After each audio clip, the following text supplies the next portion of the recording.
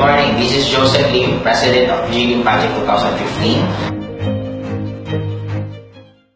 Ang kayo mga OFW, gaano kami nakakasiguro na ipapadala namin ng pera, hindi kami lolokohin. Now guys, hindi ko po kaya sagutin in behalf para sa lahat. Pero isa lang po ang kaya kong ipangako. Kung ikaw po'y nanonood ng video to, isa lang sure ko, ang naka-invite po sa inyo is estudyante po ng GLIM Project 2015. Now ako po, tinuturo ko mismo sa lahat po ng mga estudyante namin na ako, lumaki po ako sa pag-networking. Minsan wala po akong inagabyadong tao. Sa paniniwala ko, para ganito, para mas maintindihan nyo.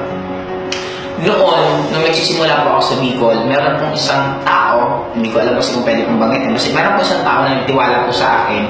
Pinahiram po niya ako ng worth 300,000 worth of products para makapag-start po ako ng BCO ko sa Legazpi. Now, nung nagsisimula na po ako, nagpapadala na ng kita niya, ng pera, sa bibili ako sa Inglobal. Now, nung nagsisimula po ako, dumating din ako sa point na kinakapos, dumating din ako sa point na wala akong gas ng motor ko. May ibig sabihin, may chance ako na pwede kong kunin yung pera mo. Pwede ko siyang galawin, pwede ko siyang gastos. Kaya lang, tingnan yung chain reaction. Kung ginalaw ko yung pera nyo, at malalaman yung nagpatiwala sa akin na ginalaw ko yung pera, syempre hindi siya matutuwa. Anong gagawin niya? Pupull out niya yung pera niya. Pag pinull out niya yung pera niya, magsasarado yung BC. Pag nagsarado yung BC, maninegative yung mga downline ko. Pag na-negative downline ko, wala din po kikitain. Anong point ko, guys? Kung yung 300,000 kahit kinuha ko yun ng buo, ito lang ang point ko. Kinuha ko yun ng buo, malamang ngayon po sa harapan nyo, wala pong Josephine na nagsasalita. Now, anong point mo guys? Tinuturo ko po sa lahat ng estudyante ko na huwag mong sasayangin at sisirain ang sarili mo dahil sa konting pera. Kasi isa lang po sure ko, kung gagawin mo ng tama at gagawin mo ng mas maayos ang pagiging global, mas marami mo pong kikitain na pera rather than sa kukunin mo lang. Kaya para po sa akin guys, ako I can vouch.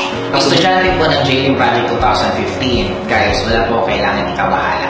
Kasi po ang gagawin po niyan, the moment ma-receive po nila yung pera nyo, ipopost po nila na nakuha na nila, bibili po sila ng package, ipopost nila yung package na nakuha nila, at ipapadala po yung it's either sa inyo or sa mga kamag-anak nyo na nandito, depende na lang po kung ano ang agreement nyo. Kasi isa lang po ang sinasabi ko sa lahat po ng estudyante ko, sobrang pong mortal sin ang gagalaw ka ng pera, hindi sa'yo. Kaya para po sa akin, I can vouch sa lahat po ng estudyante namin, madali po namin matitrace kung meron pong gagawa niyan. Pero isa lang po sigurado ko, sa lahat po ng system na gagawin, sobrang hindi po kayo makakaranas po sa amin ng gano'n. Kasi po, ang pinaka-goal po ng GLIM Project 2015 is mag-create po ng hardcore networker. Ibig sabihin, kung paano po ako nagsimula, ano po yung naging work ethics ko, ano po yung naging integrity at credibility ko ng ginagawa ko, yun din po ang mangyari sa lahat po ng estudyante. Kaya para po sa akin, sa lahat po ng OFW na magpapadala po ng pera at sa estudyante po ng GLIM Project, wala po kailangan kabahala kasi sigurado po ako makakarating at makakarating po sa inyo yung produkto.